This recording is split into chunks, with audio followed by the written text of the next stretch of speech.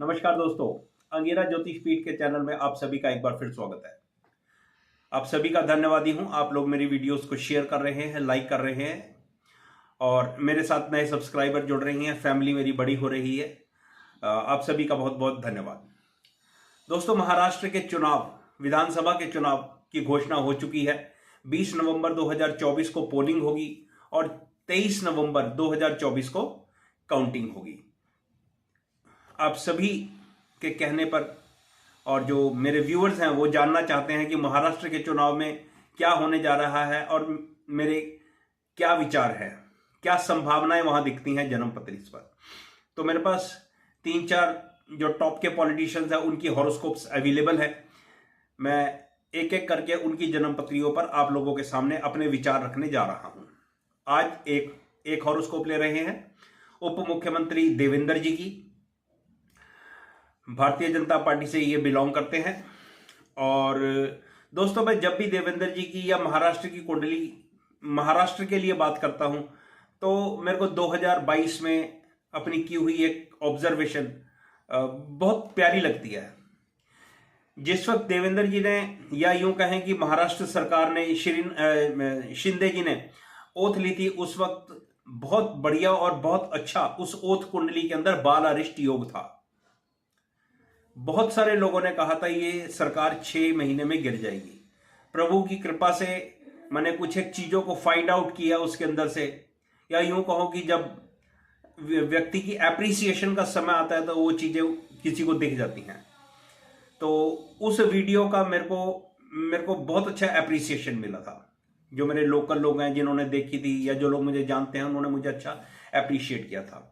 उस वीडियो के अंदर मैंने कहा था कि शिंदे साहब की सरकार महाराष्ट्र में अपना समय पूरा करेगी, जबकि उस कुंडली के अंदर बहुत अच्छा और बहुत बेहतरीन, टिपिकल जिसको कहते हैं, बाल अरिष्ट योग बना हुआ था। लेकिन उस कुंडली के अंदर बाल अरिष्ट भंग योग भी बना हुआ था, जो प्रभु की कृपा से मैं देख पाया और आप लोगों के सामने वो मैंने वीडियो रखा। उस वक्त आप लोग मेरे साथ नहीं जुड़े हुए थे। अगर आप लोग चाहो तो मेरा वो वीडियो देख सकते हो, वो अवेलेबल है। चलिए बात करते हैं देवेंद्र जी की, उप मुख्यमंत्री। इनका जन्म 22 जुलाई 1970 को हुआ। यह जन्मपत्री आप लोगों की स्क्रीन पर आ गई है। कर्क लगन की कुंडली है और कुंभ राशि है। कुंडली के अंदर जब भी शुरुआत करते हैं तो आप जानते हो मैं लगन और चंद्रमा से ही करता हूं। तो चंद्रमा पर जब ध्यान लगाते हैं तो जरा ध्यान दो, चंद्रमा बाल अरिष्ट योग में फंसा हुआ है। चंद्रमा 8वें घर में बैठा हुआ है, राहु केतु एक्सेस में है, चंद्रमा पर मंगल के पाप ग्रह मंगल की दृष्टि है। चंद्रमा का नक्षत्र पूर्वा भाद्रपद है। चंद्रमा के नक्षत्र का लॉर्ड बनता है बृहस्पति, उसके ऊपर भी शनि की पाप दृष्टि है। तो बाल अरिष्ट योग एक बहुत बढ़िया और एक टिपिकल बाल अरिष्ट योग इस कुंडली के अंदर बना हुआ है।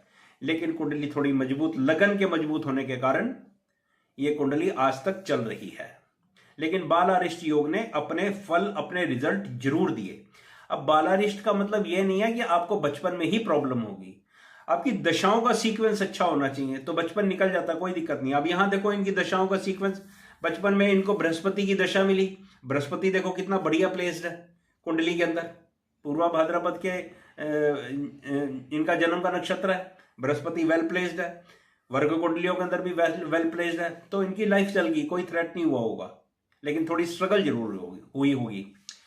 लेकिन के एन राव साहब एक बात कहते हैं कि जब भी कुंडली में बाल अरिष्ट योग बना होता है तो खराब ग्रहों का गोचर या खराब ग्रहों का दशा बाल अरिष्ट योग अपना फल दे देता है।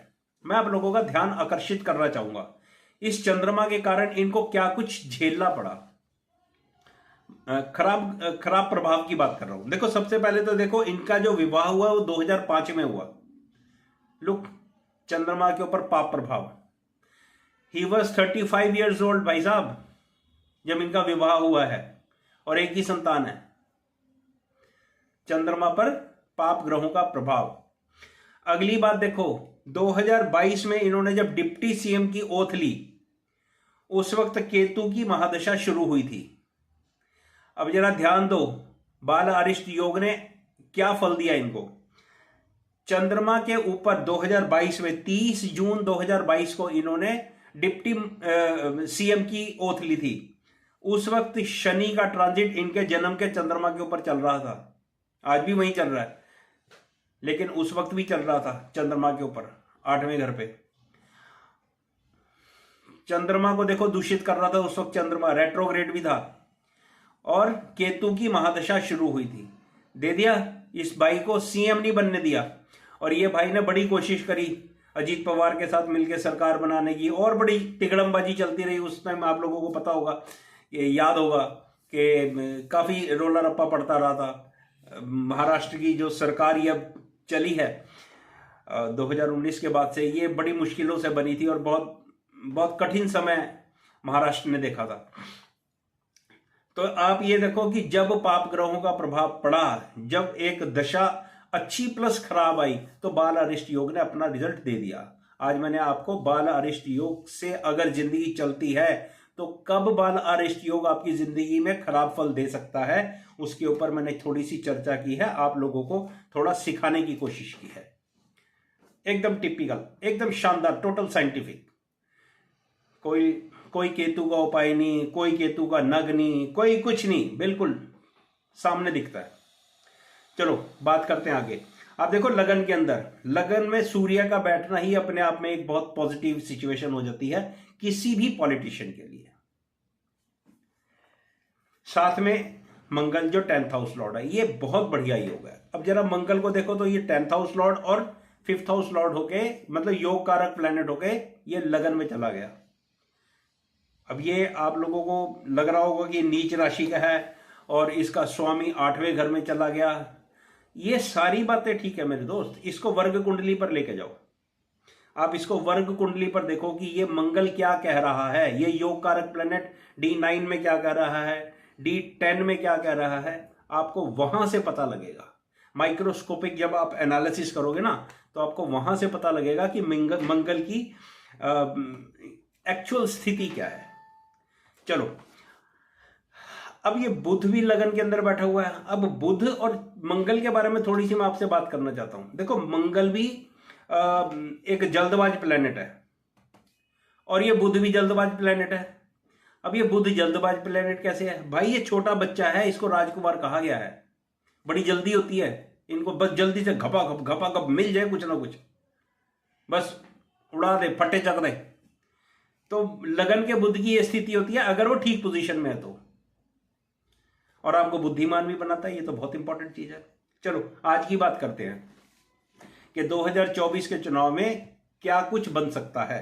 देखो, 2024 के अंदर जिस वक्त चुनाव हो रहा होगा उस वक्त केतु की महादशा, 20 नवंबर की बात कर रहा हूं दोस्तों आपसे, केतु की महादशा, चंद्रमा का अंतर और शुक्र का प्रत्यंतर होगा। अब इस कुंडली के अंदर शनि का ट्रांजिट बहुत इंपॉर्टेंट है। जब भी आपको चुनाव लड़ना है, जब भी आपको चुनाव जीतना है, चंद्रमा, शनि, बृहस्पति, सूर्य, ये ट्रांजिट के अंदर आपके लिए फेवरेबल हैं तो आप उच्च पद प्रतिष्ठित हो जाते हो। अगर नहीं है तो फिर आपके लिए समस्या है। फिर आप अपना एमएलए का इलेक्शन जीतो और अपना घर बैठ जाओ, बस जनता की सेवा करते रहो। अब इस कुंडली के अंदर देखते हैं, अब ये उप मुख्यमंत्री हैं तो आगे इनके लिए क्या संभावनाएं दिखती हैं। देखो, केतु की महादशा, चंद्रमा का अंतर और शुक्र का प्रत्यंतर। अब इस कुंडली को एनालाइज करो। देखो, केतु का ट्रांजिट इस वक्त कहां चल रहा है? 3rd हाउस में। ठीक है, अच्छी बात है। तीसरे घर के अंदर पाप ग्रहों का ट्रांजिट अच्छा माना गया है, लेकिन ये चंद्रमा से 8वें घर में है, होगी स्ट्रगल। अब अगली बात करें तो शनि के ट्रांजिट की बात करें तो शनि का ट्रांजिट चंद्रमा के ऊपर से चल रहा है इस वक्त, 20 तारीख को भी चलेगा और 8वें घर से 10th हाउस को देखेगा। होगी स्ट्रगल, बिल्कुल सीधा सीधा दिख रहा है। बृहस्पति के ट्रांजिट की बात करें तो बृहस्पति का ट्रांजिट इनके 11th हाउस में, ये एक अच्छी बात है। और जो केतु महादशानाथ है उसको ये बृहस्पति देख रहा है, ये एक अच्छी स्थिति है महादशानाथ के लिए। तो कुल मिला के जो बात बनकर आती है वो बनकर ये आती है, क्योंकि शनि का ट्रांजिट 8वें घर से, जन्म के चंद्रमा के ऊपर से 8वें घर से शनि का ट्रांजिट 10वें घर को देख रहा है जो हाउस ऑफ स्ट्रगल है। तो कुल मिला के जो बात सामने बनकर आती है वो बनकर ये आती है, इनको सफलता तो मिलेगी क्योंकि बृहस्पति की स्थिति ठीक है, केतु की दशा जो चल रही है वो भी ठीक है। लेकिन भाई इतनी बड़ी सफलता नहीं मिलेगी कि ये बल्ले बल्ले करा देंगे भारतीय जनता पार्टी की। और भाई ये शनि की साढ़सती इनके ऊपर चल रही है और ये वाला आखिरी फेस है इनका। अगर यही चुनाव अगले साल हुए होते और शनि के ट्रांजिट मीन राशि में आ गया होता तो फिर तो बात ही क्या थी, फिर तो स्थितियां कुछ और होती। तो इनको सफलता तो मिलेगी, लेकिन इतनी बड़ी सफलता मिलेगी कि ये भारतीय जनता पार्टी की बल्ले बल्ले करा देंगे, मेरे लिए भाई वो क्वेश्चन मार्क है। मुझे बहुत हद तक ऐसा लगता है कि इनको जो इनके अपने लोग होंगे, क्योंकि ऐसे ही होता है पार्टियों में, ऐसे ही होता है, अंधा बांटे रेवड़िया फिर अपनों को दे। या तो उनको टिकट नहीं मिलेगा या टिकट मिलेगा तो वो लोग अपने चुनाव हार जाएंगे। इनके अपने खास लोग जो होंगे वो चुनाव हार जाएंगे, वो लोग खरे नहीं उतरेंगे 2024 के चुनावों पर भारतीय जनता पार्टी के। तो मुझे ऐसी आशा और उम्मीद लगती है कि इनका अपना समय तो थोड़ा ठीक है, काम भी कर लेंगे, ठीक रहेगा, लेकिन बल्ले बल्ले वाली जो बात है वो मेरे दोस्त नहीं दिखती। शनि का ट्रांजिट खराब है तो शनि के बगैर आपको कुछ भी प्राप्त नहीं होगा। हाँ, 2-3 बातें और कहना चाहता हूं। वो ये कहना चाहता हूं, फडणवीस साहब, अगर आपके पास तक मेरा ये वीडियो पहुंचे या किसी उच्च प्रतिष्ठित व्यक्ति जो आरएसएस का हो या जो भारतीय जनता पार्टी का हो महाराष्ट्र में, तो मैं ये बात कहना चाहता हूं, देवेंद्र जी आप सारी बातों को छोड़ो यार, छोड़ दो ये उप मुख्यमंत्री और ये वो सब बातें, आप संगठन के लिए काम करो। क्योंकि जो आने वाला समय ना, आगे आने वाली शुक्र की महादशा, और शुक्र की महादशा से पहले केतु की महादशा में शनि का अंतर और बुध का अंतर, भाई साहब ये आपको आपकी प्रतिष्ठा में 4 चांद लगाने वाला है। आप महाराष्ट्र के लिए काम करो और उसके अंदर आप अपनी पर्सनालिटी को निखारो, आप अपने फॉलोअर्स को इंक्रीज करो, आप भारतीय जनता पार्टी का, अपनी पार्टी का वहां पर ऐसा संगठन बना दो कि बस जब अगला चुनाव हो तो बल्ले बल्ले हो, क्योंकि वहां पर आपकी दशाएं अच्छी हैं। तो भाई 2 साल या 2.5 साल में आपको कह रहा हूं, जब आपका शनि मीन राशि के अंदर ट्रांजिट कर रहा हो, मेरे भाई आप 2-2.5 साल संगठन का काम करो, अपनी पर्सनैलिटी पे काम करो और भारतीय जनता पार्टी के लिए बड़े लेवल पर काम करो।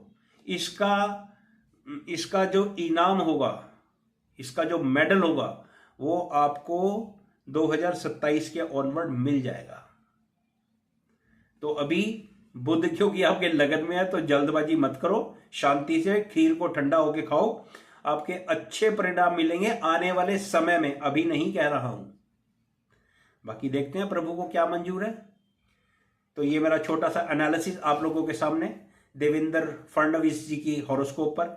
अगला हॉरोस्कोप दूसरे पॉलिटिशियन पर, इस तरह से 5-6 हॉरोस्कोप्स आप लोगों के सामने महाराष्ट्र चुनाव पर एनालाइज करने जा रहा हूं, आप लोगों के सामने रखने जा रहा हूं। आशा है आप सभी लोगों से अच्छा प्यार और मुझे सम्मान मिलेगा। सभी का धन्यवाद।